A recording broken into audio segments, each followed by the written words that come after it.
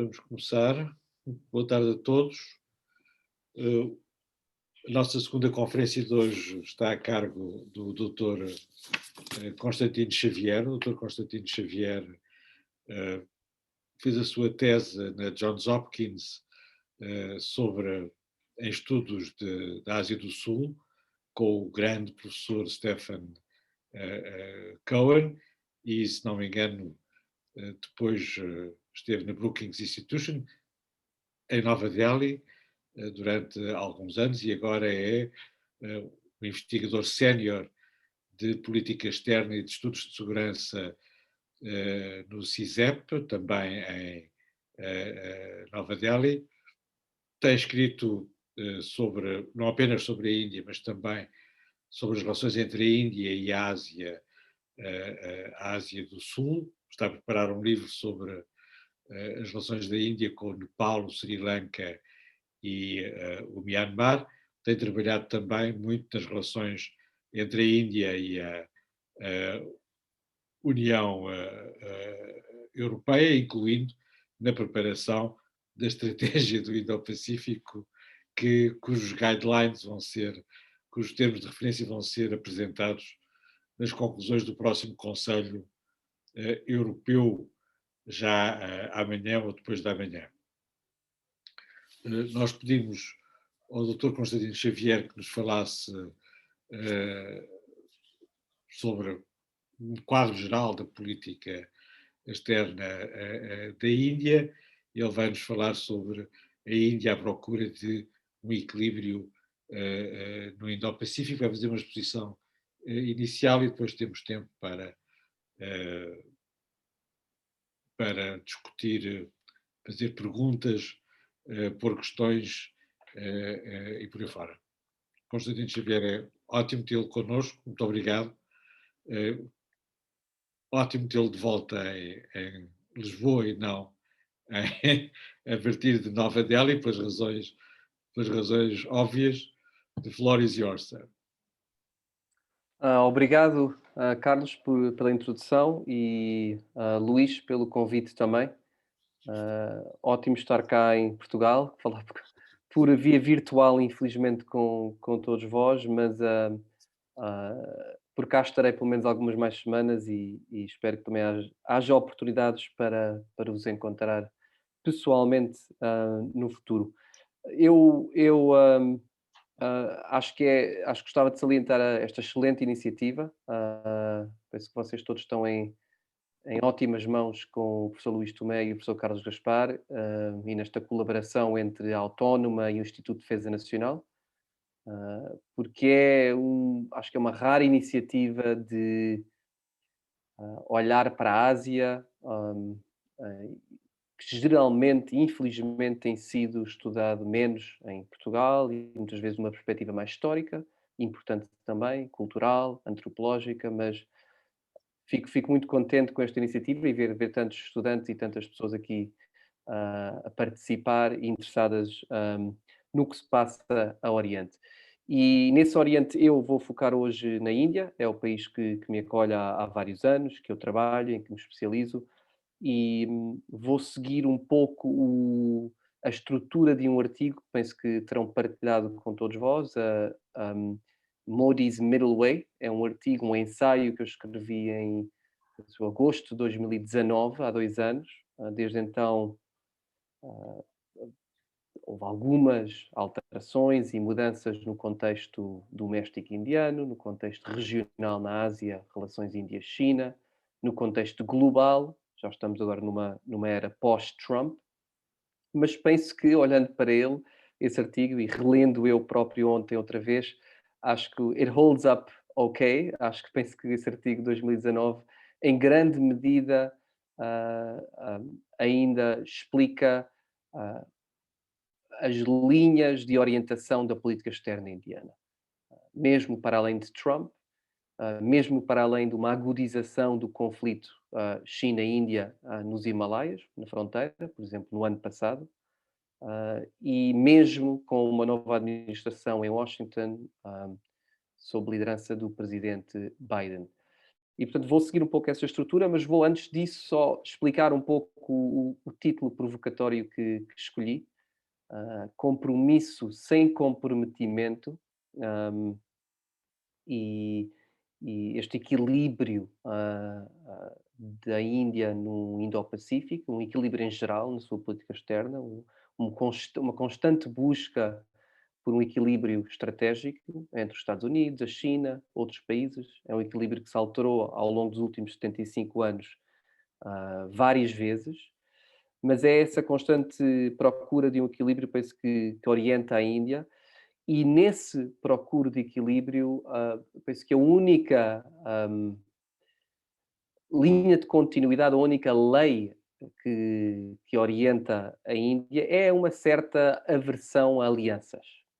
Alianças de tratado, alianças institucionalizadas, alianças no sentido puro, moderno da palavra do século XX ou do século XIX, em termos de tratados, em termos de regras claras que orientam os princípios dessa aliança. Isso é algo que a Índia resistiu, às vezes aproximou-se disso.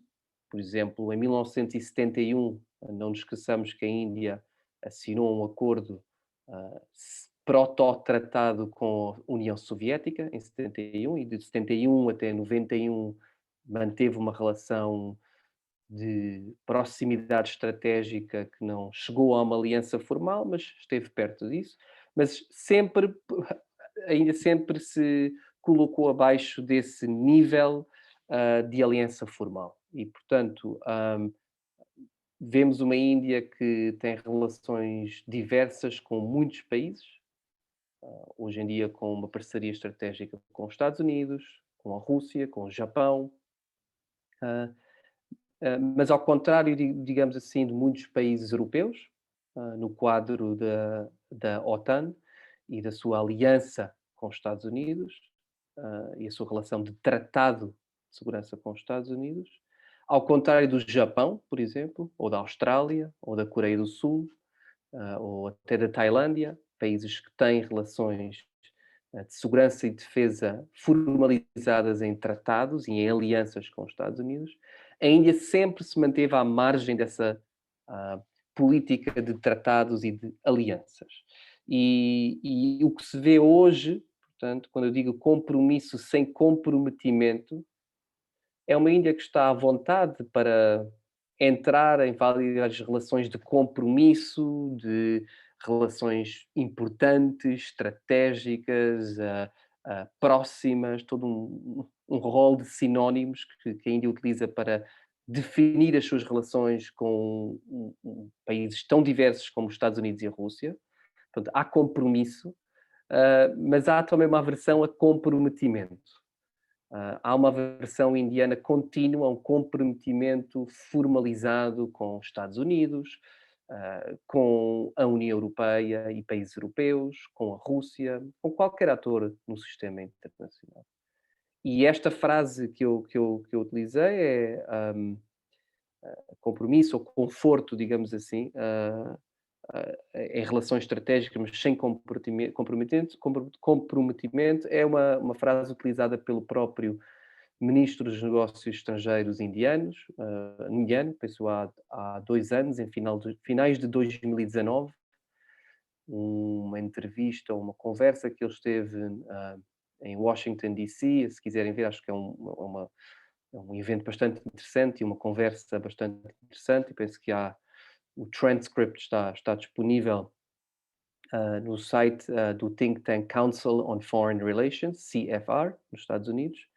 Portanto, se olharem para Jai Shankar, finais de 2019, penso eu, Council on Foreign Relations, encontrarão esse transcript. Muito interessante, uma conversa de 1 hora e meia que ele teve sobre a política externa indiana, em que ele diz que o nosso conforto não requer comprometimentos, vamos mudando o nosso lote de parceiros, vamos variando, vamos equilibrando, vamos nos dando bem com um ou outro país mediante o setor, mediante o momento. Portanto, é uma enorme flexibilidade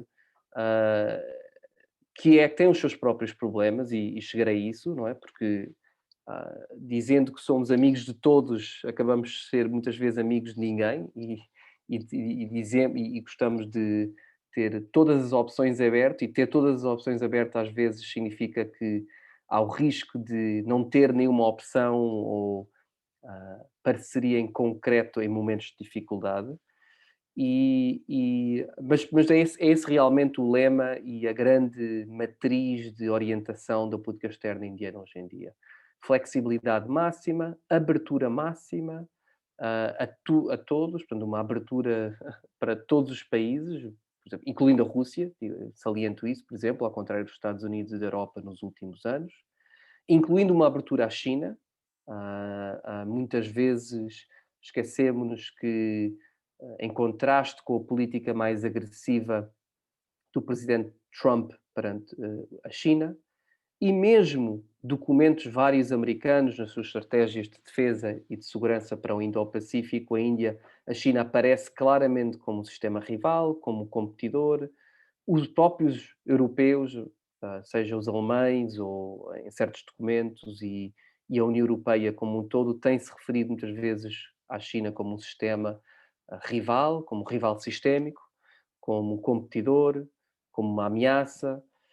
Até nisso a Índia muitas vezes, embora tenha uma relação muito conflituosa com a China, é difícil encontrar documentos diplomáticos indianos hoje que se utilizem esses termos para se referir à China. E não nos esqueçamos que isto é um país que travou há exatamente um ano um conflito fronteiriço militar com a China, em que morreram 25 militares indianos. Não tinha havido um conflito letal na fronteira sino-indiana há 40 anos, há mais de 40 anos, e mesmo perante essas dificuldades que a Índia tem, é difícil encontrar documentos que se refiram à China dessa forma, e portanto um- uma relutância, um autocontrole, digamos assim, indiano em articular essa preocupação indiana. E certamente, penso eu que até em relação a conceitos como Indo-Pacífico, se olharmos para a forma como os Estados Unidos o definem, ah, o Japão e outros parceiros, o primeiro-ministro indiano salientou de forma enfática, em 2018, que o Indo-Pacífico não é um sistema fechado, que não é um clube restrito e institucionalizado, mas que tem o Indo-Pacífico terá sempre, da perspectiva indiana, uma porta aberta, claramente referentes à China. Isso é em 2018, as coisas pioraram desde então do lado indiano, mas mesmo assim, hoje em dia, ah, é algo que a Índia repetirá e continua a repetir, que o Indo-Pacífico como qualquer outra iniciativa em que a Índia participa, terá sempre uma porta aberta ou uma mão estendida para a China considerar. Obviamente que isso muitas vezes é uma forma diplomática e retórica de exprimir que a Índia não é uma aliada dos Estados Unidos, ou que não está a criar uma aliança que procura enfraquecer, isolar a China. Mas realmente acho que isso reflete o lado indiano, uma maturidade estratégica, de dizer que qualquer solução para a Ásia e daí para o mundo, para a futura ordem mundial, passará sempre por um papel para a China construtivo, cooperante, estabilizador, seja da ordem asiática, da ordem do Indo-Pacífico ou da ordem mundial. E a grande questão, obviamente, e o grande debate interno na Índia, e penso eu que anima muitas outras capitais no mundo inteiro, incluindo em Washington, etc., realistas que olham para isto, percebem claramente que, penso eu, partilham essa ideia, em grande medida com a Índia, de que é preciso gerir a China, encontrar um papel para a China que seja estabilizador, construtivo, produtivo, para uma ordem que seja mais capaz de permitir a todos os países atingir aquilo que realmente querem, que é crescimento económico, um sistema comercial interdependente, um sistema multilateral ou de governance global que não seja enfraquecido por rivalidades entre vários atores e, portanto, uma ordem mundial mais estável e mais produtiva para os interesses individuais de todos os países.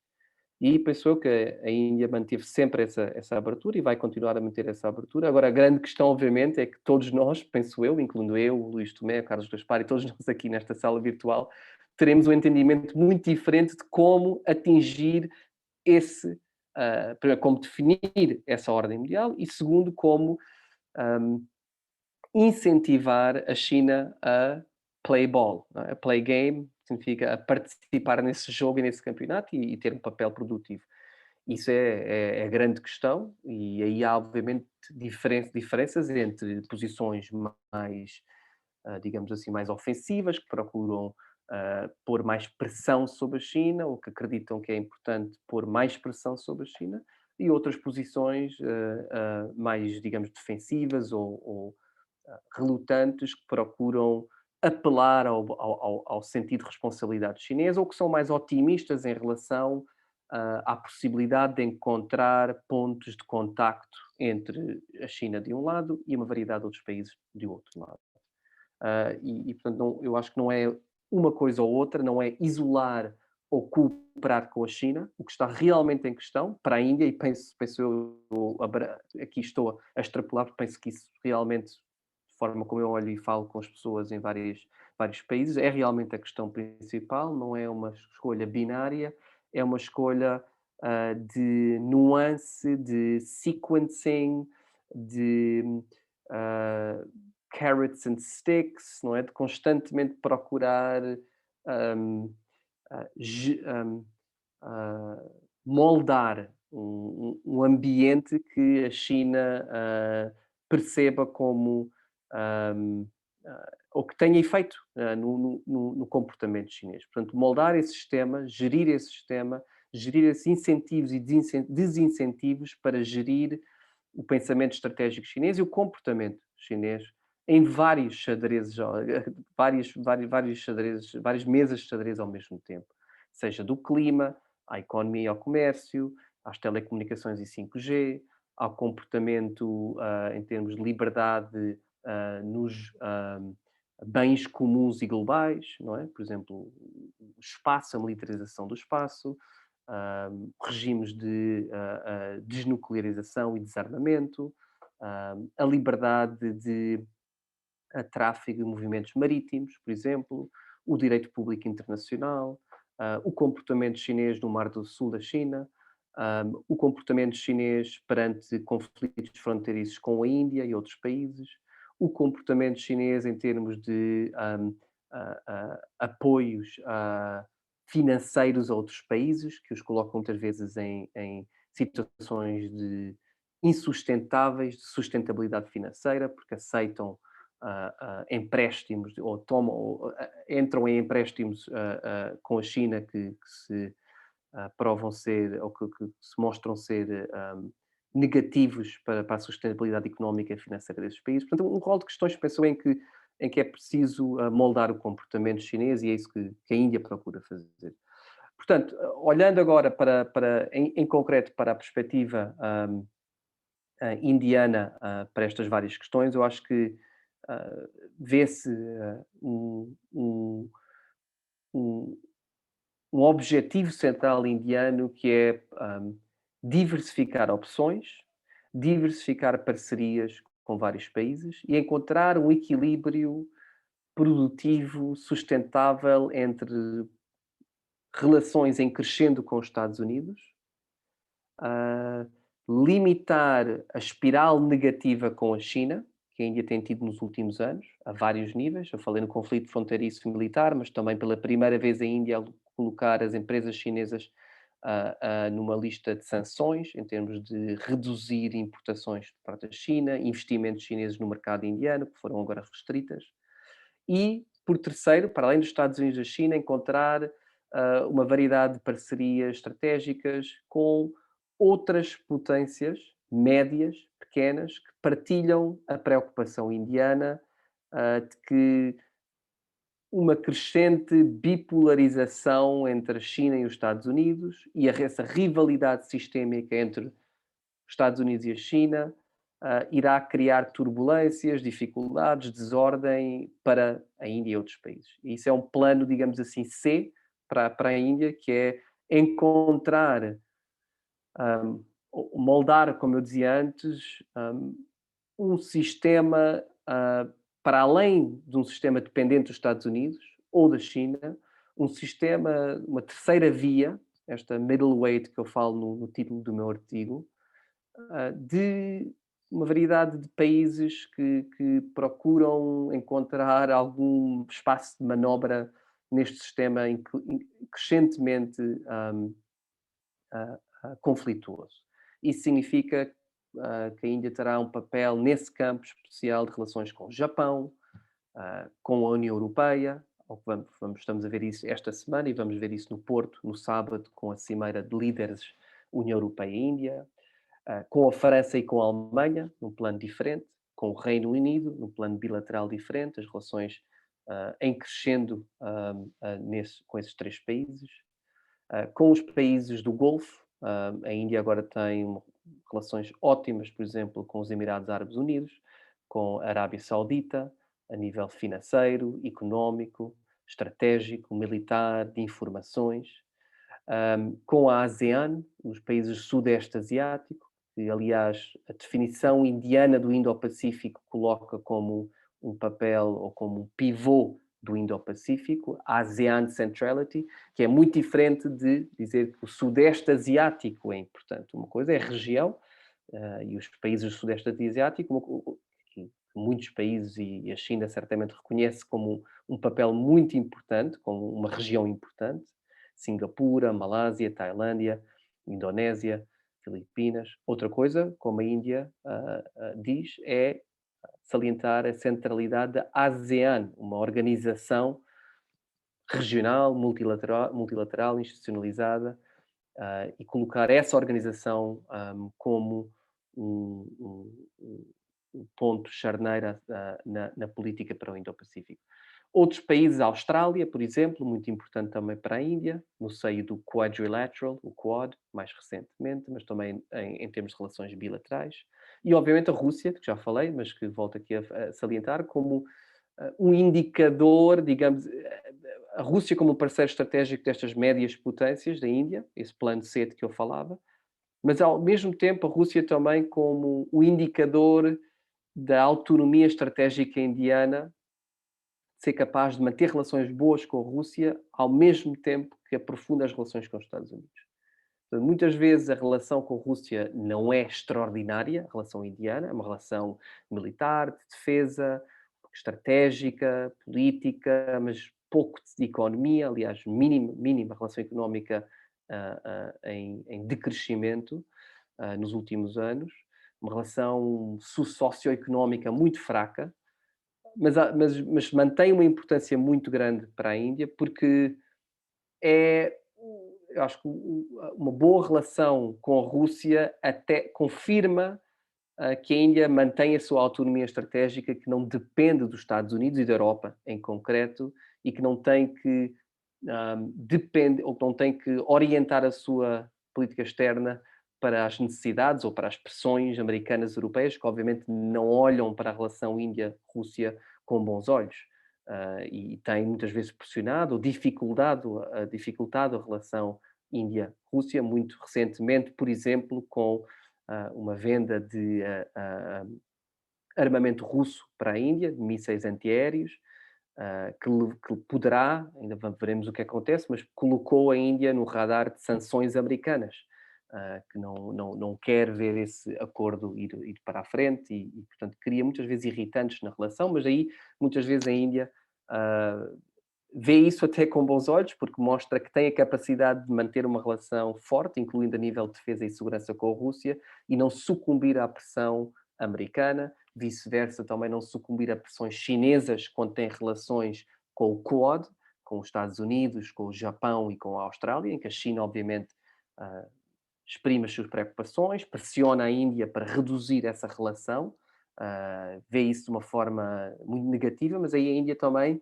vê essa reação chinesa como indica e a sua capacidade de continuar e aprofundar as suas relações no Quadrilateral como indicador da sua autonomia estratégica, da sua independência. Não existe estratégica neste mundo, mas a autonomia estratégica de conseguir manter esses equilíbrios e manter e resistir a essas pressões várias e muitas vezes contraditórias a que se sujeita.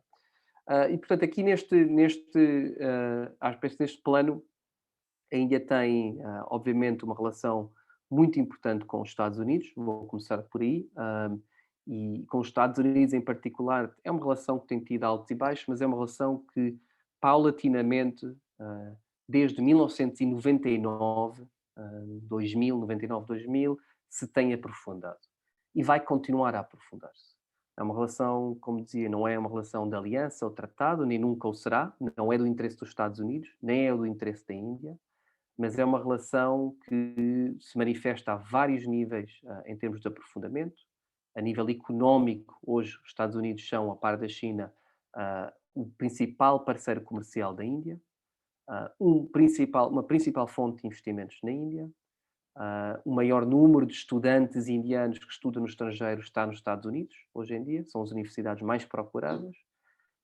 Há uma diáspora indiana nos Estados Unidos, cerca de 1 milhão de indivíduos, portanto, com grande expressão social por todos os Estados Unidos e que mantém um importante papel de ligação entre os dois países.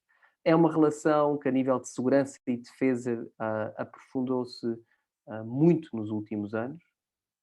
Até os anos 2000, os Estados Unidos, nos últimos 20 anos, entre 1980 e 2000, não tinham vendido qualquer peça de armamento ou qualquer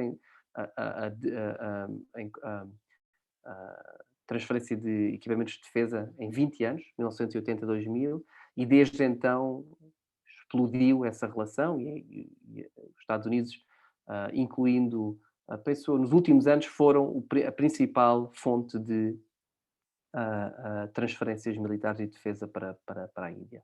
E de equipamentos vários, Força Aérea, Marinha, uma série de acordos, por exemplo, logísticos, de cooperação de defesa, que há 15 anos nem sequer eram considerados na Índia, e hoje em dia foram assinados, no espaço de 3, 4 anos, uma série desses acordos. Portanto, é uma relação foi designada pelo anterior primeiro-ministro indiano Vajpayee no início dos anos 2000 como uma aliança natural. Ele utilizou realmente esse termo, o que não é realmente, não é uma aliança natural, porque se fosse uma aliança natural teria sido uma relação próxima, estratégica nos anos 50, 60, 70, 80, 90, que não era. Era muitas vezes uma relação hostil entre os Estados Unidos e a Índia, em que os Estados Unidos se aproximaram muito mais da China, pós anos 70, do Paquistão, o grande rival indiano, e que a Índia se aproximou, como eu explicava há pouco, em 1971 até os anos 90, da Rússia, da União Soviética,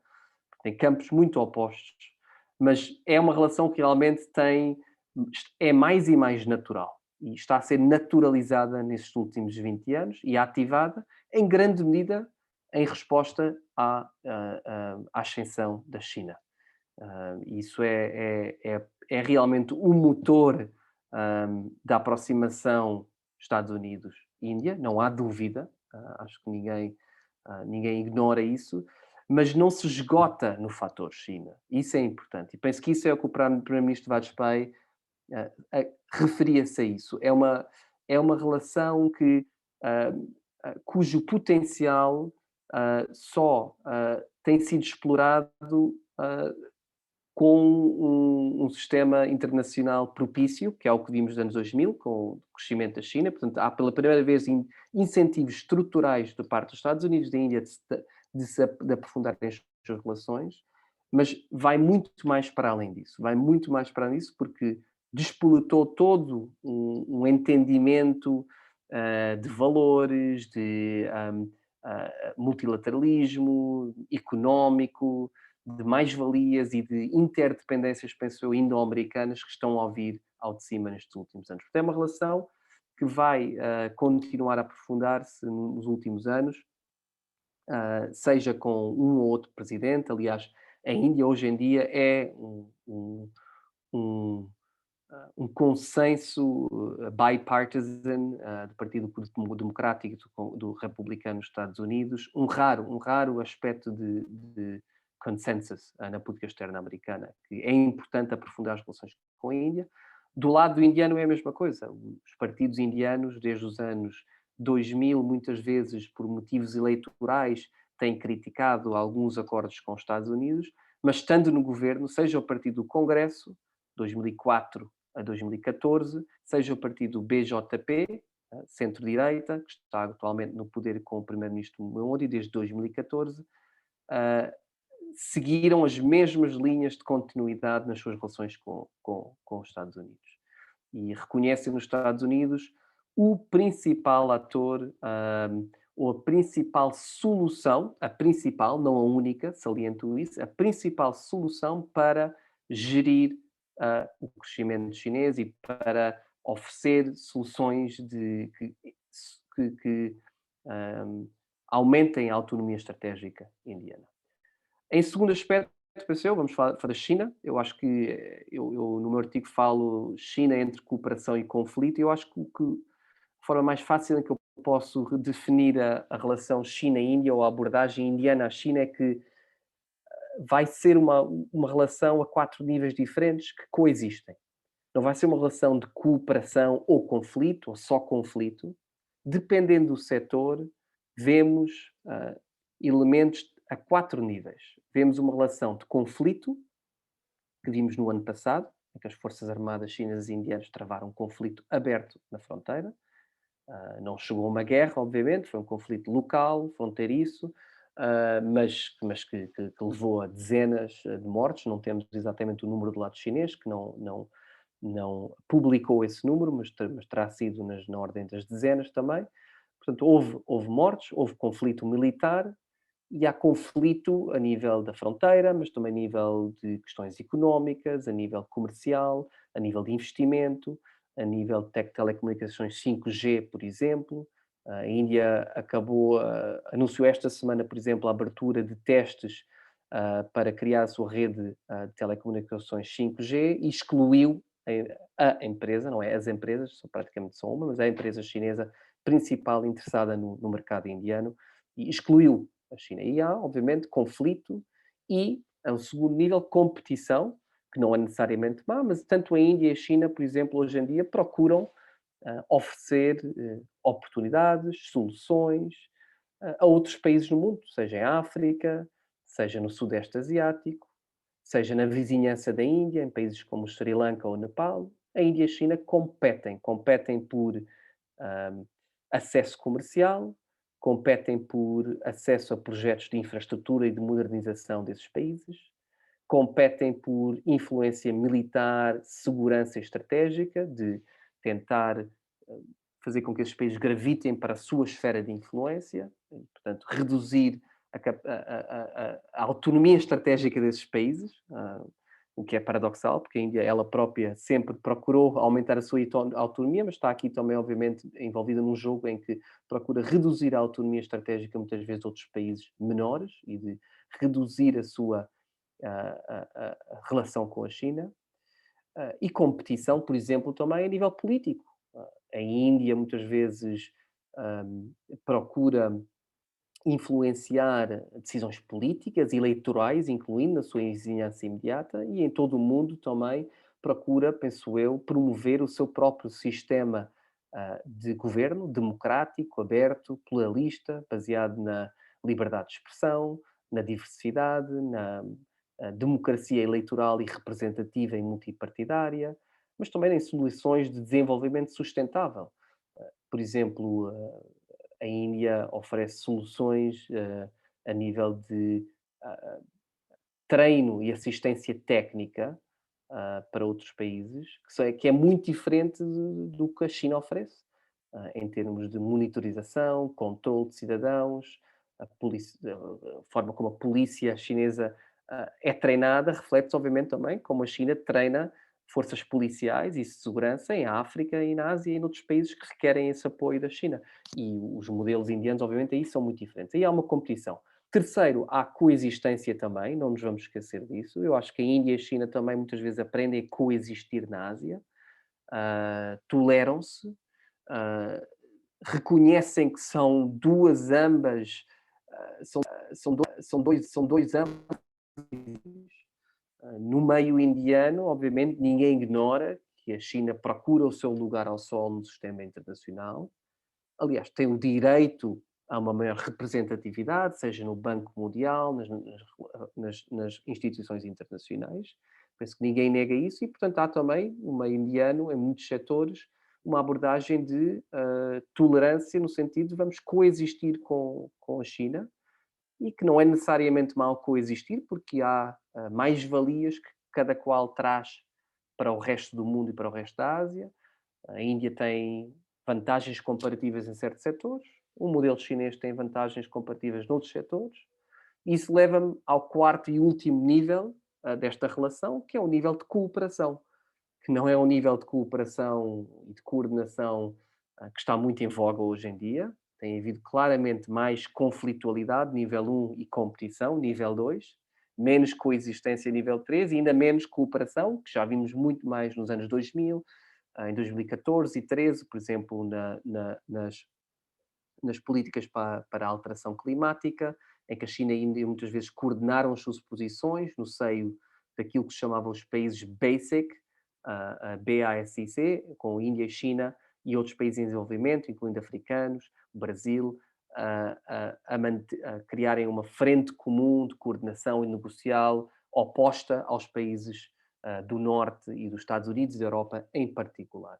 E aí, cooperação, penso eu que hoje em dia não está muito na moda e não se vê muita cooperação, mas ainda há 2 anos atrás, quando o primeiro-ministro Modi e o presidente Xi Jinping se encontraram, anunciaram, e chegou a acontecer, uma cooperação China-Índia para treinar e assistir e formar oficiais do Afeganistão, por exemplo, burocratas do Afeganistão. Portanto, continua a haver, muitas vezes, do lado chinês mais do que do lado indiano, um pouco relutante neste momento, mas a ideia de que podemos trabalhar em conjunto para gerir vários dilemas e problemas da ordem regional asiática e da ordem até global em geral.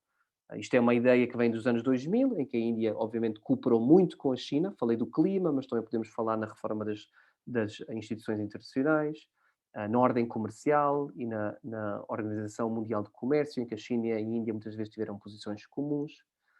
Em alguns casos, até quando o Ocidente, não nos esqueçamos, no finais dos anos 2000, passou por várias derivas intervencionistas, Iraque, Afeganistão, pressões na Birmânia, Myanmar, Sri Lanka, de intervencionismo e de regime change, Médio Oriente também. Muitas vezes a Índia também aproximou-se aí muito mais das posições chinesas, mais soberanistas, portanto, há sempre esse canal, esse nível de cooperação, penso eu, que vai continuar a, a, a explicar pelo menos alguma parte da relação China-Índia no futuro. Mas, de forma simplificada, obviamente, nível 1, conflito e competição é o que veremos mais, penso eu, nos próximos anos. E, portanto, do lado indiano, hoje em dia, não tenho hesitações em dizer que nos últimos 50 anos, desde os anos 60, não vimos nunca uma tamanha uma tamanha desconfiança indiana na China. Isso vê-se em todos os níveis. Isso vê-se quando eu, por exemplo, dou aulas de formação a vários níveis, às gerações mais novas de diplomatas e militares indianos. Surpreende-me sempre, a cada ano, eu faço isto há 4 ou 5 anos, e é impressionante, cada ano há mais desconfiança, mais agressividade para com a China. Muitas vezes, os mais jovens, os oficiais mais jovens ou diplomatas mais jovens, de forma quase reflexiva, começam a olhar para qualquer questão, até energia, clima, como o problema é a China e como é que vamos lidar com esse problema, China. O que obviamente não é sempre o caso, acho que é um exagero, um reflexo, mas eu acho que reflete, e isso é importante ter em conta, que a nível dos decisores indianos vamos ver mais e mais desconfiança, porque estas gerações vão subindo na sua hierarquia, vão tomando posições mais importantes de decisão no sistema indiano, e portanto eu prevejo uma crescente desconfiança para, ou uma ah, menor à vontade em confiar ou dar o benefício da dúvida à China em vários setores. Passando para o terceiro aspecto, a Rússia, eu gosto de falar da Rússia porque eu acho que, como dizia há pouco, a Rússia é esse indicador autoindicador para a Índia de que mantém autonomia estratégica. A relação é uma relação principalmente de defesa e de segurança, mas eu penso que o que é muito importante para a Índia, ao contrário dos Estados Unidos da Europa, é que a Índia olha para a Rússia não só como, eu dizia, um indicador da sua própria autonomia estratégica, mas também como um teste para a capacidade de vários países, não China, Estados Unidos, Rússia, Estados Unidos, Europa, Japão, Índia, por exemplo, de encontrarem entendimentos para absorverem a Rússia ou trabalharem ou manterem uma relação cordial com a Rússia e em vez de empurrar a Rússia para a China. Esse é geralmente o pensamento que se vê hoje em dia em Delhi, de que ah, a- a o quão ah, uma maior hostilidade das relações Ocidente-Rússia favorece a China e dificulta o papel da Índia. É esse o entendimento. Portanto, o quão melhor as relações, difícil será, ou mais dificuldades criará para a China e mais facilitará o papel da Índia em criar entendimentos entre vários países para não isolar a China, mas, mais uma vez, pôr pressão sobre a China. E aqui, obviamente, a preocupação da Índia tem sido que a Rússia tem se aproximado da China. Obviamente, isto não é uma forma simplista, há também grandes preocupações russas perante a China e vice-versa, preocupações da China confiar na Rússia como um parceiro de confiança, mas de forma estrutural temos visto nos últimos 10 anos uma aproximação sino-russa que dificulta o papel da Índia e que tem, como eu expliquei há pouco, criado irritantes, por exemplo, entre os Estados Unidos e a Índia, entre a Europa e a Índia, e que tem dificultado também o papel da Índia, por exemplo, em relações com o Irão, com a Birmânia, com a Ásia Central e o papel que a Índia procura ter ali. E, e- e isso penso eu que para a Índia é um motivo de preocupação. Tem havido nos últimos tempos uma reaproximação indiana, um investimento indiano na relação com a Rússia, e também procurar um, confortar a Rússia, digamos assim, do lado indiano, dizer que o Indo-Pacífico não é uma forma, não é contra a Rússia, não é necessariamente contra a China, mas isso a Índia talvez não diga tanto, mas certamente não é contra a Rússia. E, portanto, estender a mão à Rússia e dizer há aqui um espaço de entendimento em que vocês também poderão trabalhar connosco, nós trabalhando com os americanos não significa que também poderemos trabalhar convosco no Indo-Pacífico, e criar uma Rússia menos conflituosa e menos destrutiva, digamos assim, também no espaço marítimo do Oceano Índico e na Ásia, em geral. Uma forma que a Índia tem procurado explorar é, por exemplo, facilitar também melhores relações entre a Rússia e o Japão, justamente para, no Extremo Oriente, manter, criar ali alguma uma relação de trabalho entre a Rússia e o Japão que não dependa da China. Em quarto lugar, o que eu acho que é o mais importante, e vou talvez terminar com isso, para além destes, digamos, dois grandes atores, Estados Unidos, China, para além de um ator pivô, charneira em declínio, que geralmente tem, penso eu, um papel ou que está sobre avaliado no sistema internacional. No caso da Rússia, é um país que está em declínio, mas consegue, como mesmo potência sistémica em declínio, manter uma influência acima das suas capacidades.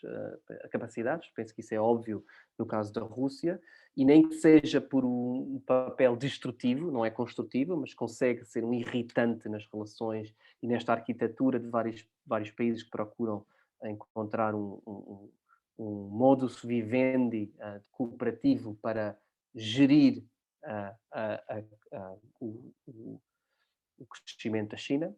Penso que, para além disso, há o que eu falava, o que eu dizia há pouco, uma diversidade de países médios, chamemos de médias potências, e aqui a Índia talvez será a menos média dessas potências. É realmente o país que, pela sua demografia, pela sua economia, pela sua capacidade militar, não chega ao nível Estados Unidos-China, mas também não é uma Alemanha, não é uma Indonésia, não é um Japão, está acima desses países, penso eu, em termos de, nem que seja potencial, do que será nos próximos 10, 20 anos.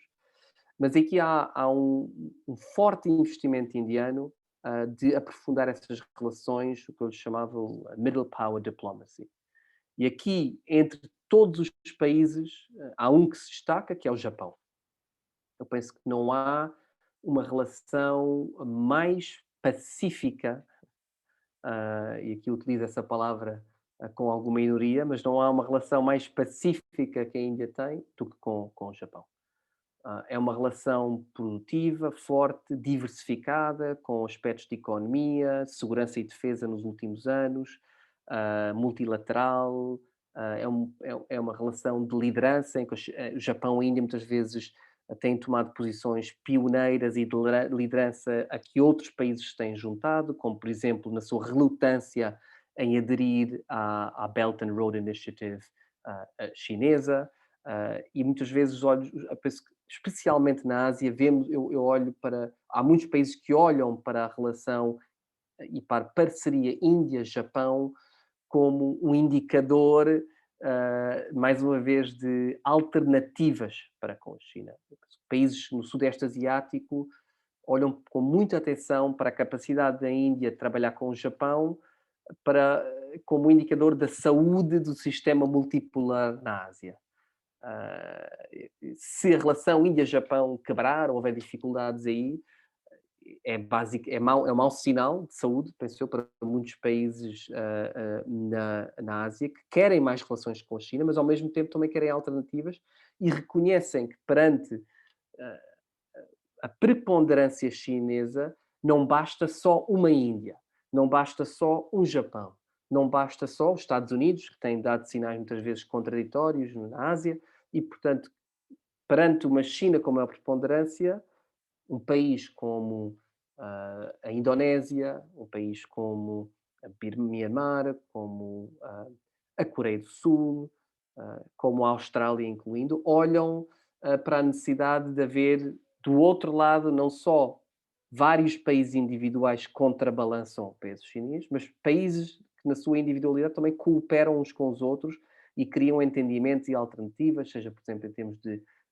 segurança e defesa, liberdade de navegação marítima, financiamentos, ordem comercial, como vimos no RCEP, por exemplo, que a China inclui também, mas que ao mesmo tempo procura encontrar alternativas para uma China simplesmente bilateral e individual, como ator individual no sistema económico asiático. Portanto, eu acho que para todos os países, Índia-Japão é uma relação muito importante e que geralmente eu acho que é o principal motor do que será possivelmente o futuro do Indo-Pacífico e até do Quadrilateral nestes últimos anos. E o que eu acho que a Índia e o Japão procuram fazer é aumentar os custos para a China trabalhar de forma unilateral. Isso é, de um lado, tanto a Índia e o Japão reconhecem que precisam de tornar o comportamento unilateral, individual, agressivo e assertivo do lado chinês, em vários campos, mais aumentar esses custos para a China. E ao mesmo tempo, eu penso que isso é uma agenda mais negativa, não é? De increase the costs for China to behave alone. E por outro lado, uma agenda mais positiva, que é a Índia e o Japão procuram, muitas vezes em coordenação com os Estados Unidos, com a União Europeia, veremos nos próximos anos, com a Austrália, com a ASEAN, reduzir os custos de trabalho coordenado entre os vários países. Assumem um papel de países coordenadores. E quando coordenamos uma atividade entre vários indivíduos, estamos a reduzir os custos de transação. Porque partilhamos informação, planeamos, pensamos estrategicamente, damos essa transparência de planeamento, seja a nível económico, seja a nível de segurança e defesa. O que a Índia e o Japão estão a fazer nesse lado positivo no Indo-Pacífico é reduzir esses custos de trabalho coletivo desses vários países. E aí a França, a Alemanha, a União Europeia têm um papel muito importante. Por exemplo, hoje em dia assistimos a um mecanismo de coordenação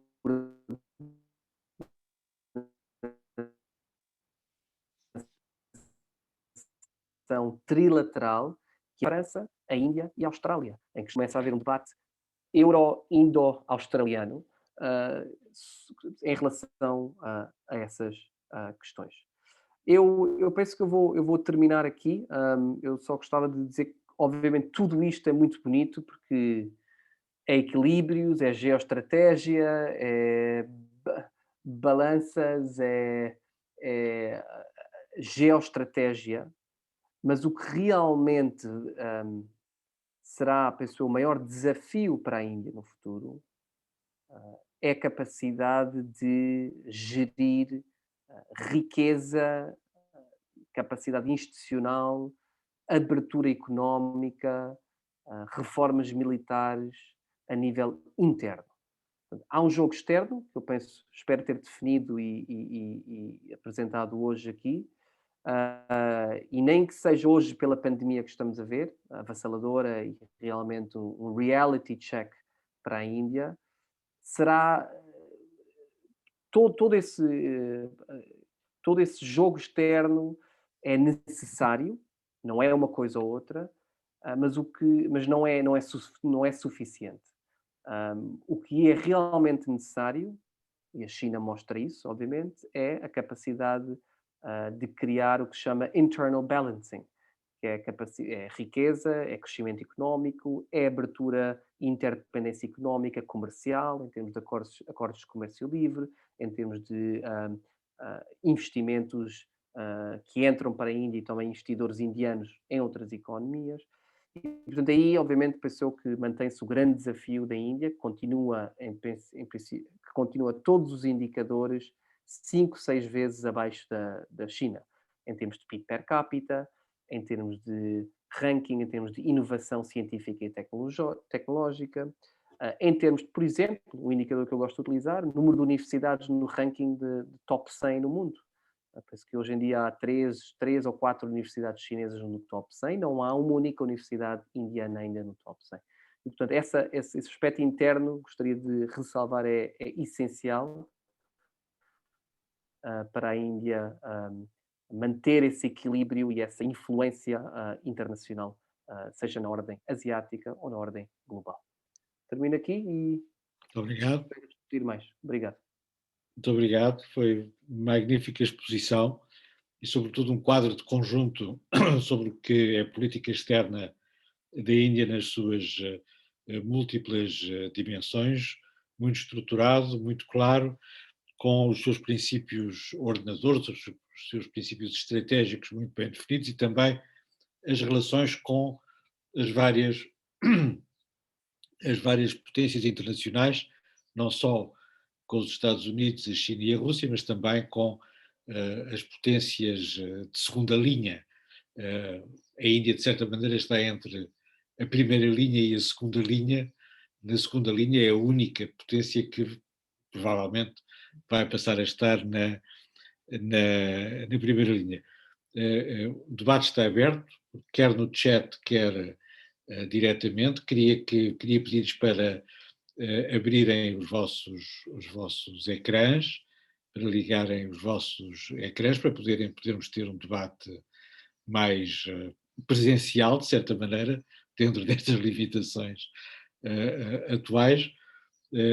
Enquanto não vejo perguntas, eu próprio tinha um comentário e uma questão. O comentário tem a ver com a primeira parte da exposição do Dr. Constantino Xavier sobre as alianças e a aversão às alianças, que não é um exclusivo da Índia. A Rússia, no período pós-soviético, também revelou uma notável aversão às alianças, desde logo acabou com todas as alianças da União Soviética. A China também considera as alianças como uma relíquia da Guerra Fria, compreende-se no caso da China, uma vez que o seu único aliado é a Coreia do Norte, e quem tem um aliado como a Coreia do Norte não quer com certeza ter mais aliados, mas isso mostra uma certa uma tensão dentro do modelo de ordenamento internacional, neste sentido em que as alianças dos Estados Unidos, que são finalmente as alianças que existem, prolongam, institucionalizam, de certa maneira, aquilo que é a coligação central no sistema do pós-Guerra Fria. Mas são efetivamente, historicamente, um prolongamento do sistema da Guerra Fria e de uma estrutura bipolar. E a ausência de alianças fixas, a flexibilidade nos alinhamentos é muito típica de um sistema multipolar, como é aquele para o qual nós nos estamos a dirigir desde o fim da Guerra Fria. Portanto, essa flexibilidade é um sinal do realismo da política externa, da estratégia internacional da Índia, e também uma característica de uma estrutura multipolar, tal como aquela que existe dentro da Ásia, mas também cada vez mais à escala internacional. De certa maneira, temos aqui uma combinação entre o que era a regra na política internacional. Mesmo em 1914 não havia alianças, a Triple Entente era uma entente, não era uma aliança militar, não havia compromissos firmes e automáticos, como aqueles que existem em alguns tratados internacionais, de defesa perante uma agressão. Essa flexibilidade eu acho que é a regra, e que o facto de não existirem alianças formais, como aliás disse o Dr. Constantino Xavier, convém, neste caso, por exemplo, tanto à Índia como aos Estados Unidos. Há 2 ou 3 anos, numa conversa com o general Mattis, eu fiz-lhe essa pergunta: porque é que não há uma aliança formal? E ele respondeu: estamos muito melhor assim. É esta a relação que é a vontade de ambas as partes e aquela que faz sentido no sistema internacional nesta fase de transição. A minha questão é uma questão talvez um bocadinho ao lado, mas é a seguinte: o, a Índia, a Índia falta à Índia neste momento, mas não faltou sempre à Índia uma ideia para a política internacional, uma ideia para a ordem internacional que a Índia tinha no momento da independência. No momento da independência,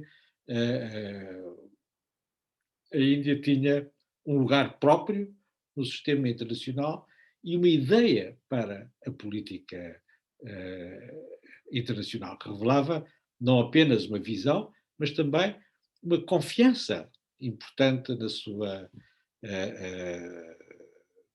no seu próprio destino, não é? Atualmente, a Índia tem uma política muito realista, muito bem estruturada, uma política de equilíbrio muito clássica, como o Constantino Xavier nos explicou, mas falta-lhe essa ideia. Não sei se porque ela não existe ou se por uma certa relutância, não é? Perante a complexidade e a incerteza da política internacional. Mas falta qualquer coisa, falta qualquer coisa na política externa indiana que ela teve, ao contrário de muitos outros, que ela teve no momento da independência. Não sei se o Constantino Xavier quer comentar isso enquanto começamos o nosso debate. Já temos aqui várias perguntas. Falta qualquer coisa, eu gosto. Isso acho que é um, é um desafio para eu responder, mas acho que é uma expressão ótima. Ahm, eu acho que só em relação às alianças eu concordo. Reflete a atual estrutura, mas mais do que uma estrutura multipolar, penso que essa flexibilidade ou poligamia estratégica, porque é realmente isso, é uma abertura, é uma poligamia extrema, é um conforto na falta de compromisso. Eu acho que reflete um momento de transição entre ordens. Hum. Especialmente, que em multipolaridade pode acontecer, penso sim, haverá flexibilidade mais ou menos, houve sistemas multipolares mais e menos flexíveis, penso eu, em termos de tratados e alianças, mas particularmente neste momento, em que estamos numa transição incerta entre ordens, ou certamente a ordem anterior está em acelerada fragmentação, seja a ordem, obviamente, bipolar da Guerra Mundial, mas também a ordem unipolar americana pós anos 90. Eu penso que aí ainda mais, ainda abraça-se ainda mais essa flexibilidade, não é? E acho que para todo o sistema a flexibilidade em termos e a relutância de entrar em compromissos e acordos e alianças e de se restringir a algo é vista com uma ainda maior relutância neste momento, porque está tudo em movimento. E aí penso que parece que uma aliança é qualquer tipo de aliança formal só interessa a dois tipos de atores extremos. Um ator, obviamente, poderoso, com capacidade, e é um luxo ter exigir esse comprometimento por um país, por outro país, e do outro lado, obviamente, países fracos que dependem e que têm que depender da sua segurança ou que fazem depender da sua segurança de uma aliança ou de um tratado. A Índia não se encontra em nenhum destes dois extremos, não é? Não é um país que consegue exigir neste momento, e em momento algum, e poucos países conseguirá exigir isso, mas penso que nem ao Nepal ou ao Sri Lanka a Índia conseguirá exigir uma aliança. Portanto, não está nesse lado, nem está no lado de um país a que se possa exigir uma aliança. E daí, por exemplo, o General Motors, obviamente, inteligentemente diz que não vamos exigir à Índia algo que sabemos que a Índia pode querer ou não querer, não é essa a questão, mas a Índia não se vai dar a esse propósito jamais, porque não é um país que cabe nesse outro extremo. Em relação a faltar alguma coisa, eu aí tenho uma ideia um pouco diferente. Ah, eu acho que a Índia tinha mais alguma coisa nos anos 50, ou tinha demais, tinha coisas a mais. E tinha ambição a mais, tinha visões a mais, tinha ideias a mais.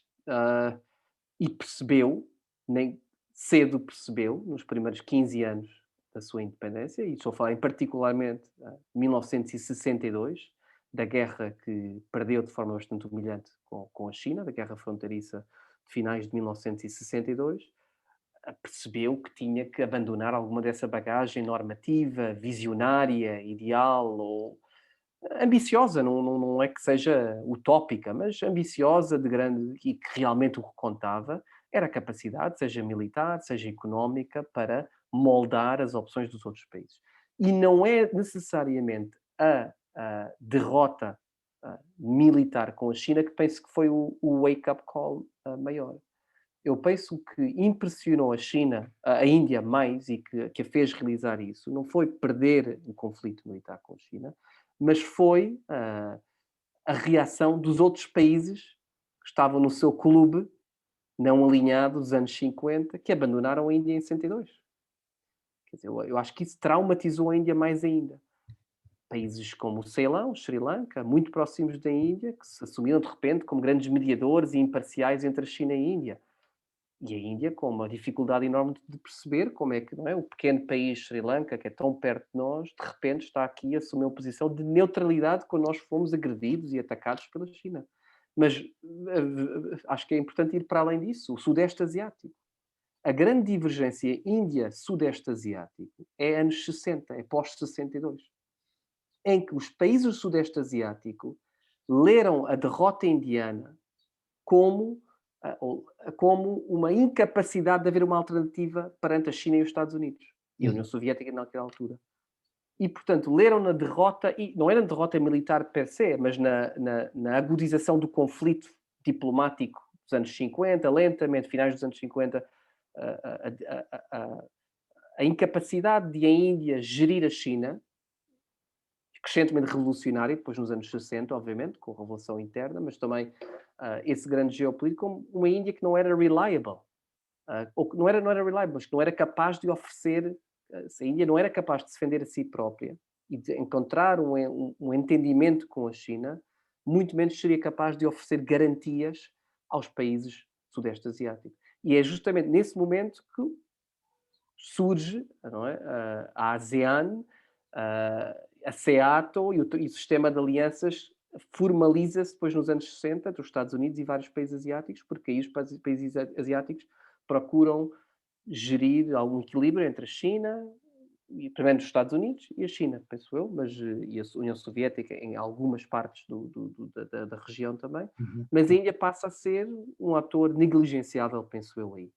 E, portanto, hoje em dia, isso é o que é interessante, olhando para isso hoje em dia, a minha questão é, será que os países do Sudeste Asiático olham hoje em dia com mais confiança para a Índia ou não?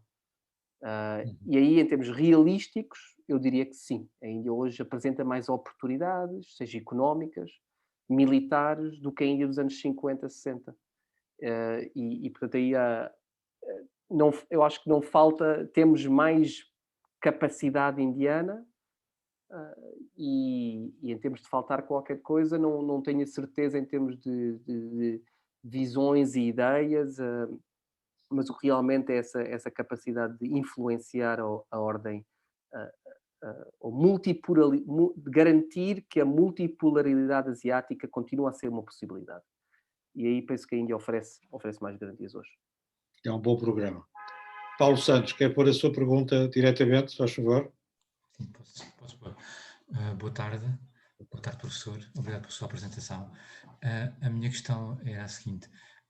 No contexto atual, em que a União Europeia pretende reduzir a dependência em relação à China, com a diversificação de mercados e procurando novos parceiros estratégicos, poderá a cimeira entre a União Europeia e a Índia dar uma nova face a estas relações? Muito obrigado, Paulo. Ótima pergunta, porque eu não falei muito de União Europeia, esperando que alguém colocasse esta questão e colocou-a muito bem. Eu penso que em termos muito lógicos. A União Europeia ser, hoje em dia, ser reconhecida, e falo União Europeia, não falo na Europa, podemos falar da Europa também, de França, Alemanha, Reino Unido e vários outros países, mas vou falar na União Europeia, que é sempre a entidade que foi mais negligenciada a nível de pensamento estratégico indiano. Portanto, é o teste mais interessante para olharmos como é que a Índia também alterou o seu pensamento de diversificação. É uma entidade, digamos assim, que nos anos 2000 ainda houve aproximação, mas que era vista com grande relutância, hostilidade, às vezes até por parte da Índia. Um clube dos ricos, aliás, Indira Gandhi, primeira-ministra dos anos 70, muito crítica da, da União Europeia ou do espaço europeu, do processo de integração europeu, referia-se muitas vezes ao clube dos ricos, não é? Que nos deixa pobres para trás, uma lógica de comercial, de exploração, uma entidade económica, norte-sul, era muito essa a percepção dos anos 70, 100%, mas continua até os anos 90, 2000, muitas vezes a influenciar a imagem indiana da União Europeia como ator, como entidade, como processo de integração. E isso muda penso eu, nos últimos anos, por várias razões. Muda principalmente por causa da abertura económica indiana nos anos 90. Não nos esqueçamos que a Índia só abriu a sua economia nos anos 90, 15 anos depois de a China o ter feito. Portanto, começa a haver interesses económicos e investimento indiano na União Europeia e entendimento que a União Europeia realmente, em questões económicas, comerciais, de investimento, de regulamentação, não é? De standards, tem um papel muito importante. E, portanto, a velha lógica, o velho mantra indiano de que vamos abordar a União Europeia por via bilateral, hoje em dia já ninguém diz isto. Quer dizer, ainda só havia há poucos anos na Índia, há 2 ou 3 anos, mas já hoje em dia não se fala nisso. Há uma lógica bilateral, mas coexiste com a lógica União Europeia também. Portanto, há um entendimento hoje em dia bastante claro no governo indiano que para certas e determinadas funções é Bruxelas que manda e é Bruxelas que faz sentido como parceiro, e para outras, obviamente, podemos falar com a França, com a Alemanha, com Portugal, com a Hungria, etc. Daí, isso penso que mostra a maturidade indiana de pensamento europeu, mas o nível de entendimento com a União Europeia tem aumentado. Hoje em dia temos, por exemplo, um entendimento ou diálogos vários políticos, estratégicos, questões de segurança, contra-terrorismo com a União Europeia. Obviamente comerciais, ambiente, ciência e tecnologia, educação, obviamente tal como a China tem com a União Europeia, mas penso que a nível qualitativo temos assistido a uma diversificação desses diálogos, a uma aprofundação desses diálogos e a um maior conforto. Por exemplo, só para lhe dar um exemplo, Paulo, de como é que às vezes estas coisas refletem momentos estruturais diferentes.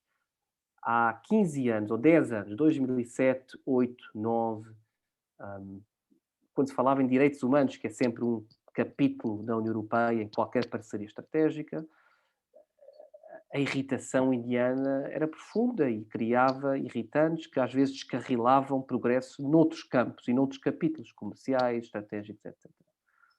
Porque a União Europeia, obviamente, tinha uma abordagem muitas vezes mais agressiva para com a Índia, não é? De policiamento, de controlar, de monitorizar. Refletia uma Europa muito confiante, muito capaz e com as costas quentes, não é? A Europa nos anos 2000 era uma Europa muito diferente da Europa de hoje. E uma Europa que se dava ao luxo disso.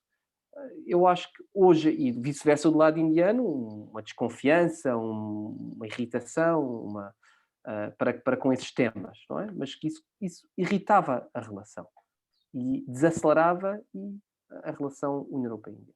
Hoje em dia, acabamos de assistir, pensou, há 3, 4 semanas, a um diálogo sobre direitos humanos entre a União Europeia e a Indiana, com posições praticamente conjuntas, com uma linguagem diplomática extremamente cuidadosa, positiva, vamos compreender como é que olhamos para os direitos humanos de outra forma diferente, temos problemas, os indianos admitem isso, os europeus admitem isso, vamos ter aqui um diálogo construtivo.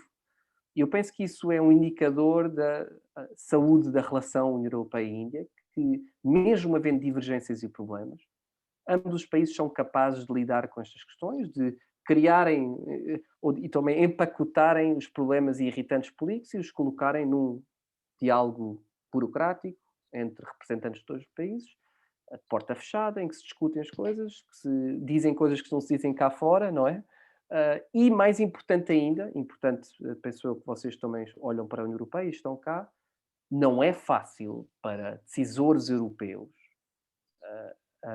de resistirem ou ou, digamos assim, os decisores europeus em Bruxelas, no Parlamento Europeu, na Comissão, têm que dar respostas várias às pressões políticas, parlamentares, políticas, sociais, não é?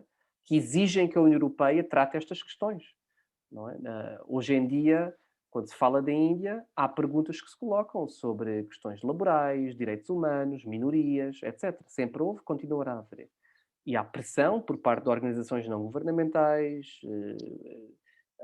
sociedade civil, sobre decisores, seja país por país ou União Europeia, que exigem que essas questões sejam colocadas com a Índia e, portanto, é preciso ter muita confiança política na Índia, a nível de decisores europeus, para dizer estamos a colocar estas questões, estamos a debatê-las com a Índia.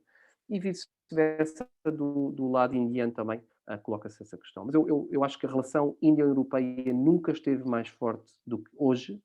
Amanhã vai estar mais forte ainda e esperemos que sábado muito mais forte ainda. Devo salientar o papel português. Se quiserem ver, eu tenho tido algumas intervenções nas últimas semanas de vários debates que tenho tido com colegas interessantes sobre a relação União Europeia e Índia e acho que é de salientar o papel que Portugal tem tido nisto também durante a sua presidência em geral. E digo muitas vezes, não me surpreende, porque penso que países como Portugal reconhecem que não devem depender em demasia da China, que não querem ver-se envolvidos em conflitos China-Índia, pressões contrastantes, e portanto veem China-Estados Unidos, e portanto veem na Índia, nas palavras do nosso Ministro dos Negócios Estrangeiros, a possibilidade de um rebalancing, não é? De um reequilíbrio europeu para a Ásia, que vê em mais Índia alguma resposta à China, mas que também não faz dependente a relação Europa-Índia da China. Não é a China que leva a uma relação Índia-Europeia. Há vários interesses comuns, União Europeia e Índia, que transcendem o fator China. Muito obrigado, professor. Exatamente, para sublinhar o que diz o Dr. Constantino Xavier, os próximos dias são uma viragem, são um marco nas relações entre a União Europeia e a Índia, sobretudo neste nível de reconhecimento recíproco, não é? Que é uma coisa que foi evoluindo nos últimos anos, mas que vai agora ter uma expressão concreta, uma expressão política concreta, forte, pela primeira vez. Nuno Campos, quer pôr a sua pergunta? Não tem a câmara ligada, mas pode ligar o microfone para fazer a sua pergunta. Olá, muito boa tarde. Eu estou com alguns problemas aqui, tenho obras aqui à minha volta. Pronto, eu não sei se estão a ouvir, peço desculpa. Estamos a ouvir. Sim, pronto. A minha questão era, no fundo, eram aqui duas.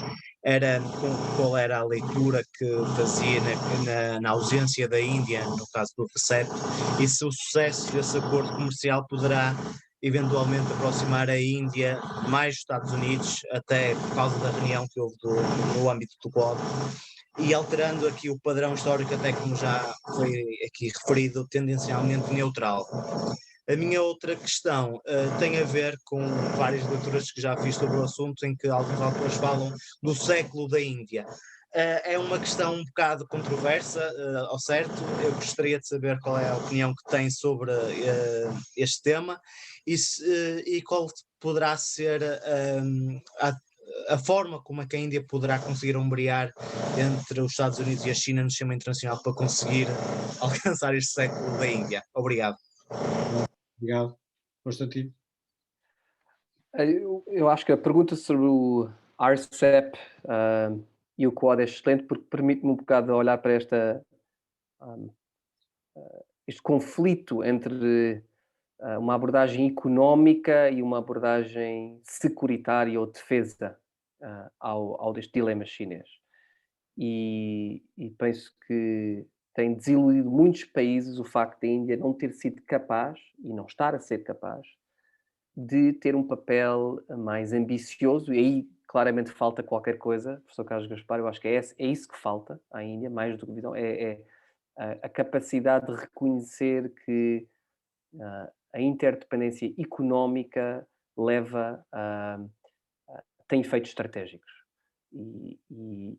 E assistimos a uma desilusão por parte de vários países, União Europeia incluído, o Acordo de Comércio Livre, cujas negociações entre a União Europeia e a Índia começaram em 2007, foi interrompido em 2014-15. Esperemos que neste sábado sejam reatadas essas negociações, mas mostra claramente, em contraste com um acordo de investimentos com a China, entre a União Europeia e a China, veremos onde é que o que é que acontecerá, se é ratificado e se é implementado ou não, mas claramente a China aparece como um gigante económico, a qualquer nível. Eu penso, só para vos dar um indicador, por exemplo, o volume comercial, transações comerciais, portanto, a balança comercial entre a Índia e os Estados ASEAN, 10 Estados do Sudeste Asiático, um grande motor de crescimento na Ásia, essas economias do Sudeste Asiático. O volume comercial, importações e exportações entre a Índia e a ASEAN é cerca de 200 milhões. 100 a 200 bilhões, 100 a 200 mil milhões de dólares. O valor entre a China e a ASEAN é de cerca de 700 a 800 bilhões, 7 a 8 vezes mais. E, portanto, não penso que seja lógico ou realístico exigir a países nesse espaço em concreto.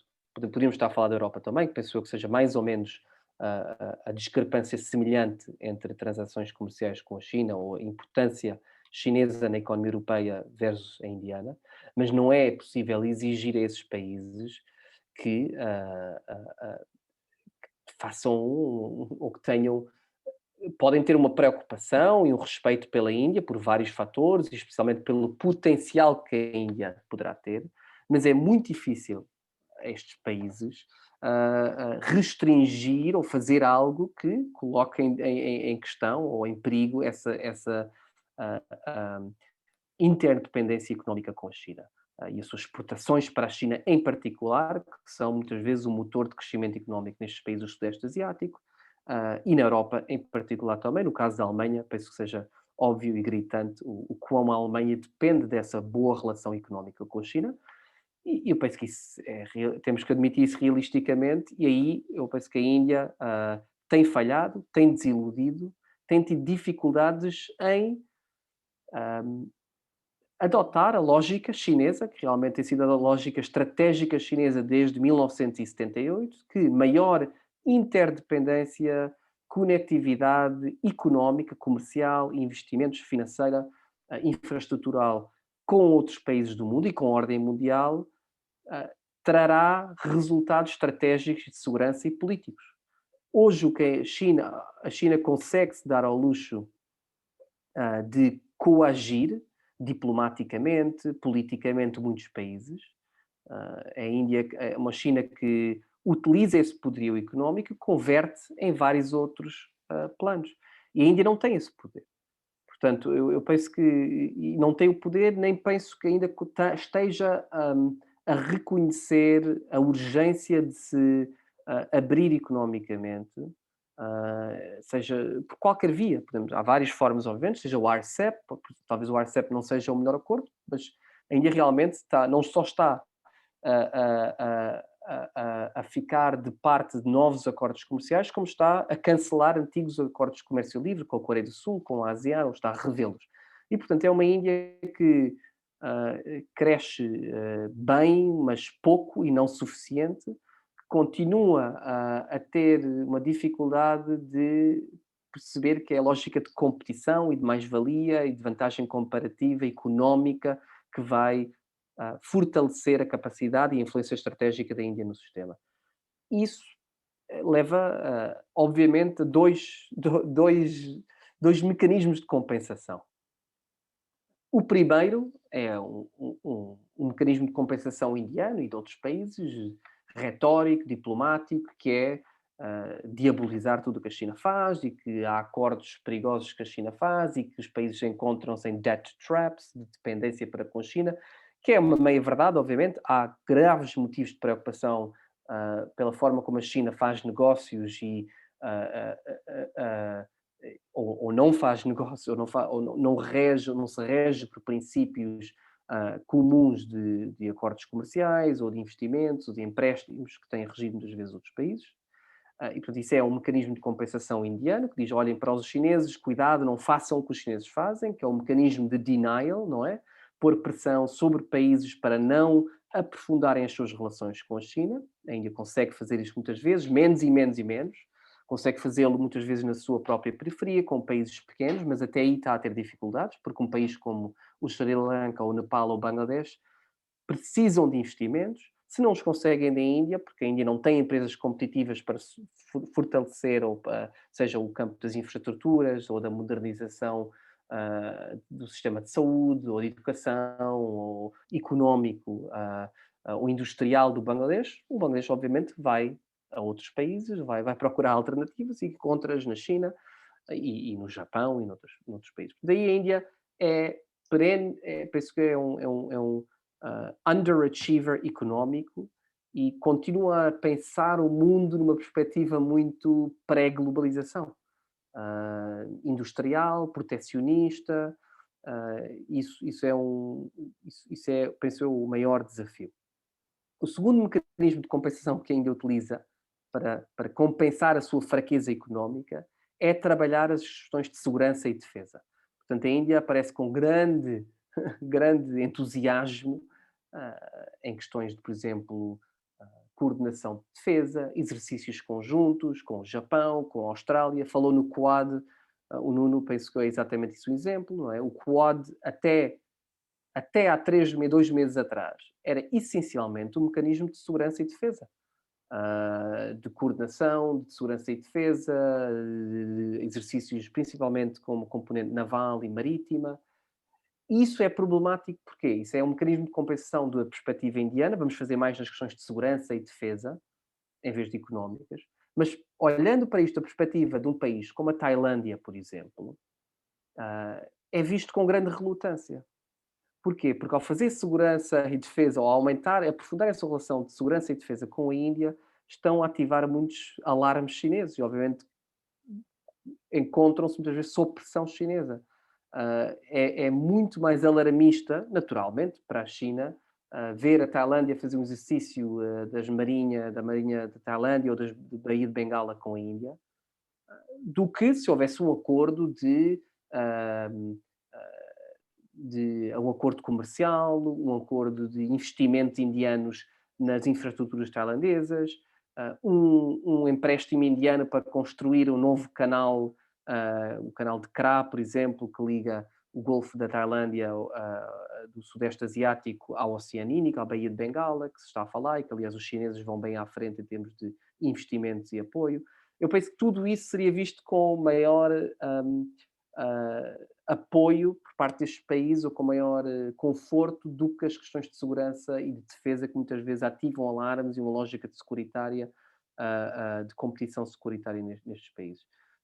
Isso, vamos ver como é que isso resolve, eu não vejo isso bem parado e, aliás, olhando então para essa última questão sua do século da Índia, eu acho que já não vai haver um século da China, nem um século americano, um século da Índia, eu acho que isso é um pouco anos 500 a 2000. Houve 500 anos em que houve um sistema mundial em que havia sempre, digamos assim, pelo menos um, ou principalmente um ator imperial e dominante.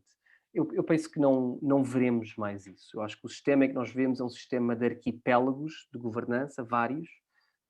Vai haver setores em que vai haver atores preponderantes, alguns maiores e menores. Países menores como Singapura vão ter papéis importantes, embora não tenham expressão territorial e militar grande, mas talvez nas telecomunicações ou em termos de governança em vários setores poderão ter um papel importante. Portanto, não parece que vai ser o século de ninguém, essa é a minha previsão, nem o chinês, nem o americano. Vai ser um século complexo. Para utilizar a palavra do embaixador Menon, que escreveu este livro, que eu recomendo muito, ele fala muito num conceito muito interessante, especialmente na primeira parte histórica.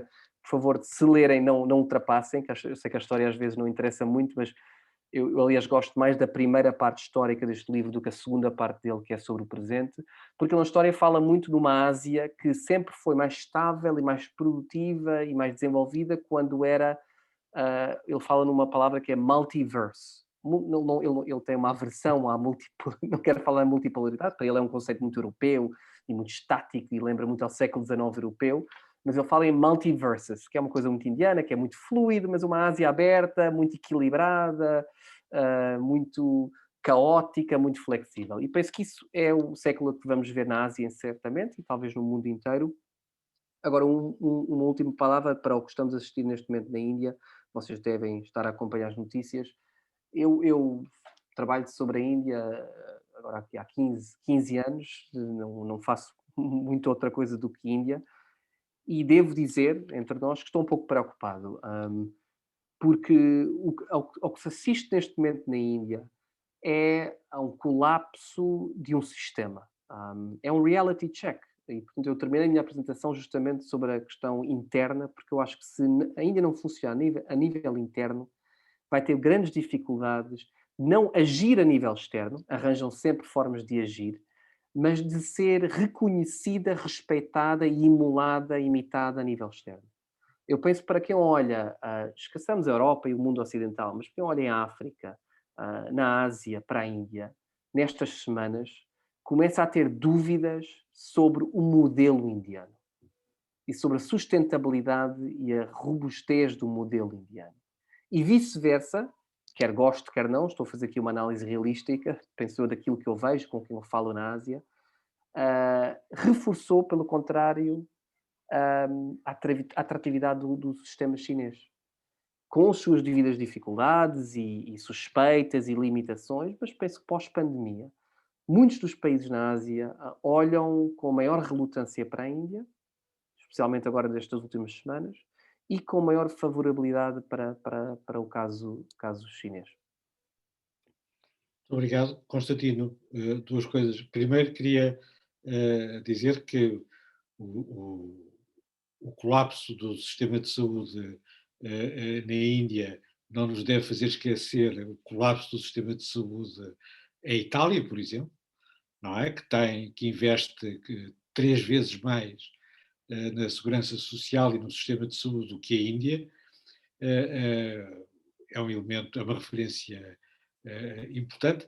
Também que a Índia, nos últimos 15 anos, aumentou exponencialmente os seus investimentos no sistema de saúde. Tinha 2,5% na viragem do século e agora tem 9% do PIB investido. É menos do que os nossos 25%, mas é um salto muito importante.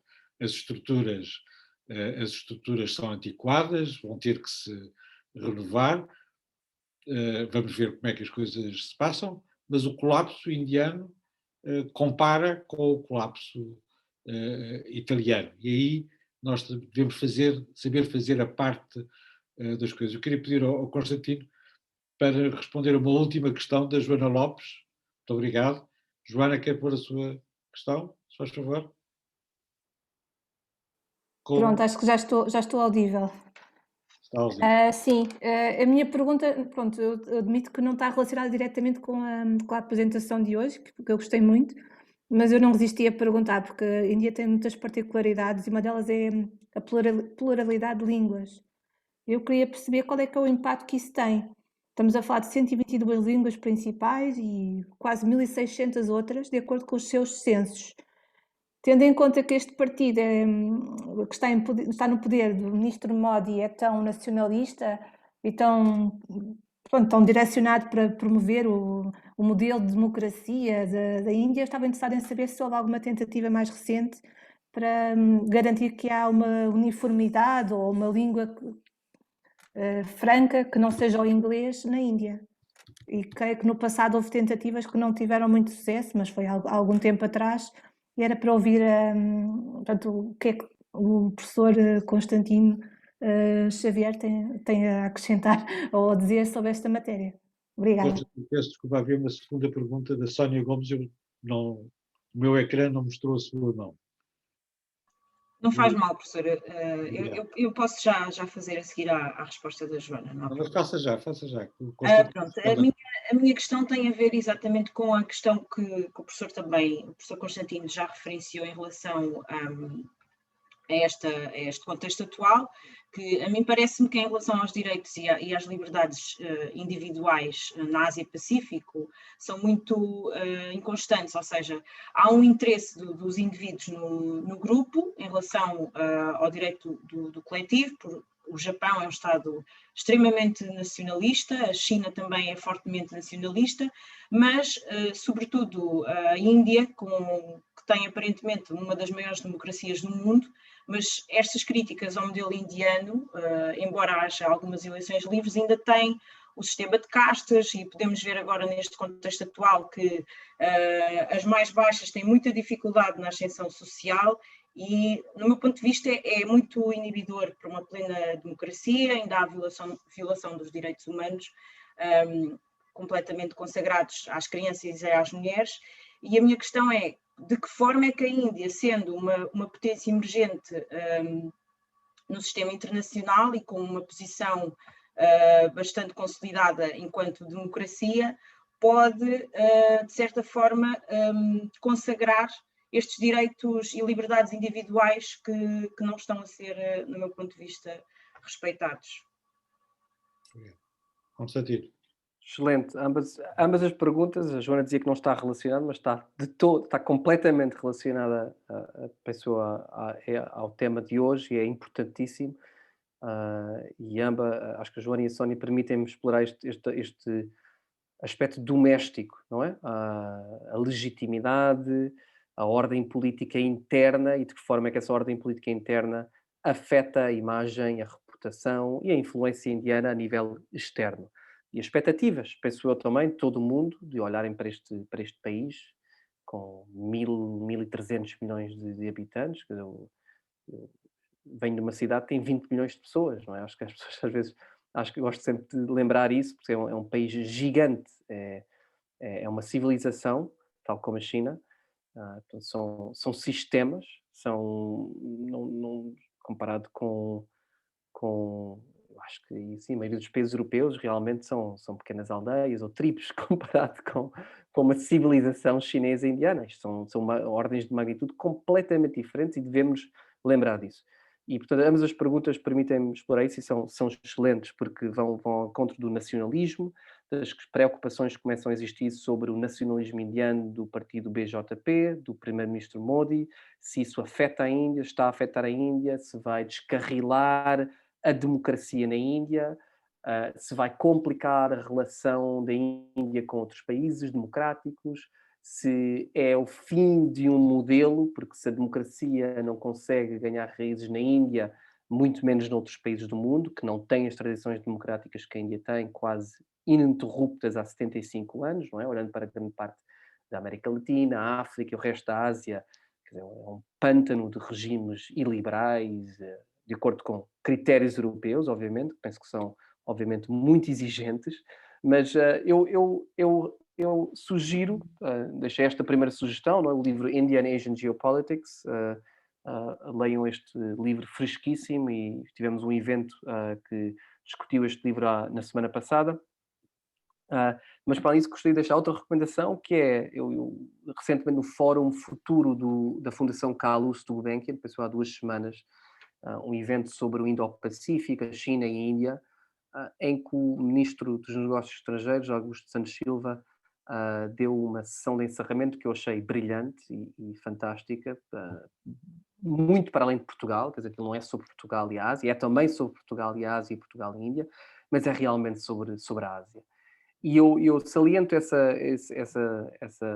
discurso, porque há uma parte em que o Sr. Ministro fala, acho de uma forma muito pragmática, muito diplomática, mas claríssima, de que não nos devemos esquecer que estamos a lidar com estados de civilização, e eu penso que ele não fala só na China e na Índia, aliás, fala no Japão, fala na Tailândia até, eu penso que ele refere a Tailândia. São países grandes, complexos, históricos, que estão a passar por uma fase de transição e que devemos respeitar e não confundir o sistema político vigente nesses países com as sociedades e esses países, essas nações que estão em transição.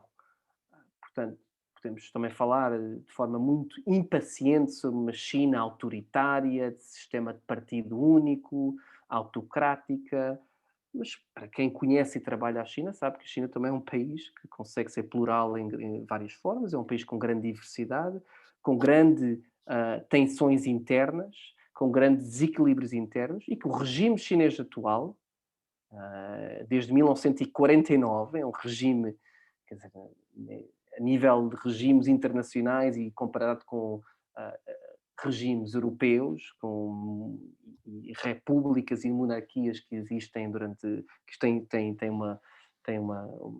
100, 200, 300 anos de continuidade. Isto são regimes muito, muito recentes e que poderão não estar cá daqui a 10, 20 anos, que poderão mudar, tal como no caso indiano, como no caso chinês e no caso de várias democracias ou esqueçamos de vários países asiáticos. E, portanto, penso que esse apelo a olharmos para estes países com alguma paciência, com alguma profundidade histórica, com alguma complexidade é importantíssimo. E com isso acho que requer perceber que sim, que são países muito complexos que estão em transição, etc. Olhando agora para o caso indiano, com essa ressalva, e acho que isso é importante percebermos isso, e eu acho que, aliás, a maioria da Europa percebe isso hoje em dia. Como eu dizia há pouco na questão do Paulo, quando falávamos dos anos 2000, a Europa podia se dar ao luxo de ser exigente, de ser impaciente, de querer mais e de exigir e de coagir e de pressionar. Eu acho que é um desenvolvimento positivo na Europa hoje em dia, que entre as elites estratégicas, as pessoas olham isto de forma muito cínica, são os interesses dos negócios e por isso fala-se menos das questões de direitos humanos e democracia. Não é bem. Eu acho que também há uma aprendizagem do lado europeu e ocidental, americano incluindo, que a impaciência dos últimos 20 anos da unipolaridade, as intervenções militares, os grandes princípios da responsibility to protect, de exigir e pressionar estes países a democratizarem-se, a acelerarem a sua democratização, é muitas vezes contraproducente. E penso que há um maior realismo e pragmatismo do lado ocidental hoje em dia, que reconhece que é preciso olhar com mais cuidado para estes países. Não é fácil, eu acho que ninguém quer ver aquilo a que estamos a assistir, por exemplo, no Myanmar hoje em dia, não é? Um regime militar, isolado, que está a utilizar a violência e a coação para com os seus próprios cidadãos. Mas, quer dizer, quais são as opções, não é? E penso que as opções tomadas nos últimos 20 anos, por baixo do luxo e do conforto da unipolaridade americana, estão a ser reequacionadas e, felizmente, abandonadas em grande medida. E no caso indiano, olhando agora para o nacionalismo e uniformização de que a Joana falava e que a Sónia falava, os problemas certamente existem. Eu só gostaria de corrigir quando dizem ainda há eleições, quer dizer, não, esse ainda é grande.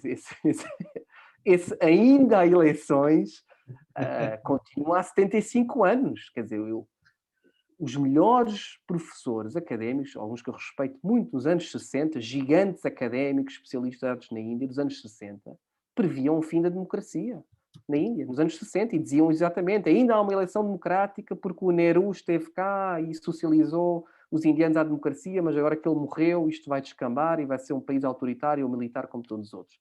Quer dizer, cá estamos em 2021, com um país que tem uma Constituição claríssima, com uma liberdade de expressão, como dizia a Joana, com 28, 30 línguas oficiais, fala aqui em principais, mas são 30 línguas oficiais, com eleições que continuam mesmo com a pandemia, quando há outros países que adiaram as suas eleições, ainda teve eleições regionais e mantém e continua a tê-las, e portanto continua a ser, penso eu, uma democracia saudável, mas com muitos desafios, e não há dúvida de que estamos a assistir a um paradoxo, e vou terminar com isso, entre uma democracia representativa e iliberal e uma democracia liberal. Eu acho que muitas vezes vivíamos na ilusão de termos uma democracia liberal, mas que realmente era uma democracia indiana anglófona, gerida por poucas elites realmente, de casta alta, de classe alta,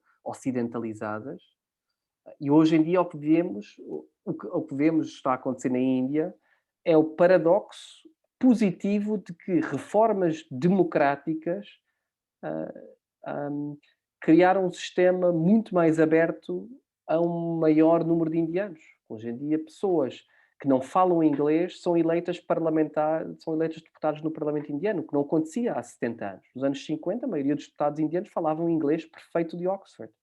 Hoje em dia estamos a ver uma nova Índia, impaciente, iliberal, identitária, nativista, obviamente, extremista muitas vezes, jovem, a conquistar essas instituições. Portanto, paradoxalmente temos uma Índia cujas instituições parlamentares democráticas é mais representativa da Índia popular, mas ao mesmo tempo também é mais iliberal. E isso vamos ver como é que se vai desenvolver nos próximos anos. Penso que é um desafio para a democracia indiana, mas eu não concordo com uma preocupação simplista de dizer que a democracia está em perigo e que está em retrocesso definitivo na Índia. Eu, aliás, vejo o que está a acontecer em Índia como um passo necessário para qualquer democracia, grande como o caso da indiana, que é tornar-se mais enraizada e mais representativa da sua população.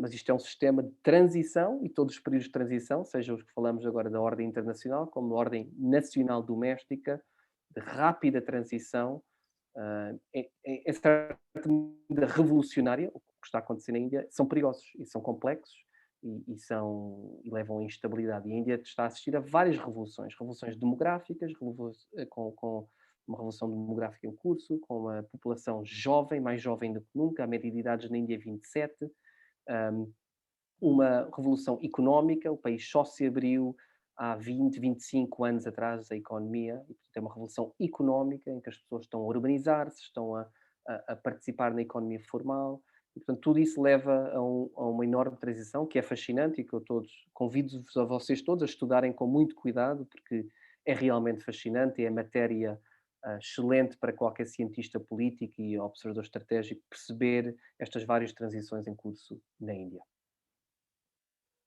Muito obrigado. Espero que ouça o apelo do Dr. Constantino Xavier na escolha dos vossos estudos. Foi esplêndido. Uma salva de palmas, se faz favor, para o professor Constantino Xavier. Muito obrigado. Vamos voltar a incomodá-lo com certeza, porque ele está em grande forma e está perto de nós.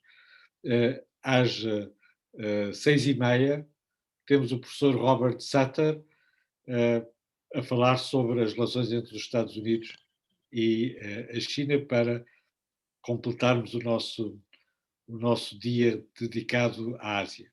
Constantino, muito obrigado. Até breve. Obrigado, Constantino. Um abraço. Obrigado, professor. Obrigado, Luís. Até à próxima. Obrigado.